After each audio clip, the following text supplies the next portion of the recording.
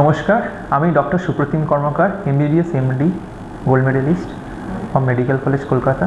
I'm a consultant dermatologist in Epion Clinic.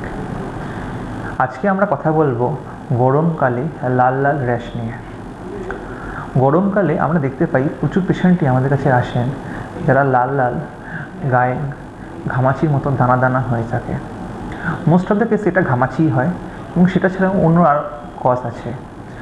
ঘামাচি বা malaria যাকে আমরা বলি, এটা একটা গরমকালেরই রোগ। কেন হয়?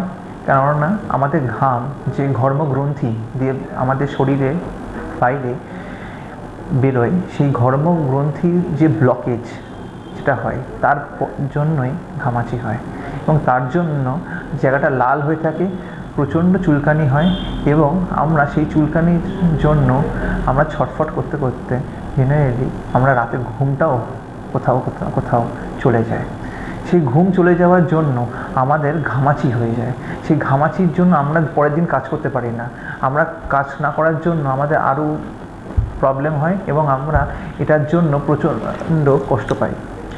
তো এটার মেন চিকিৎসা যেটা আমরা করতে পারি সেটা হচ্ছে যে বাড়িতে যদি কোনো বরফ থাকে তাহলে বরফ বা ঠান্ডা জল আমরা যদি গায়ে দিই তাহলে কী হয়, ইমিডিয়েটলি এটা থেকে আমরা রিলিফ পাই। এটা ছাড়াও অনেকে আমরা ক্যালামাইন লাগাই, ক্যালামাইন লাগিয়েও কিন্তু রিলিফ হয়। সেটা ছাড়াও আর মেন ট্রিটমেন্ট কিন্তু এটা যে এয়ার কন্ডিশনিং। এয়ার কন্ডিশন কোনো রুমে যদি আপনি 8 ঘন্টা থাকেন তাহলে আপনার ঘামাচি থেকে অনেক মুক্তি পাবেন।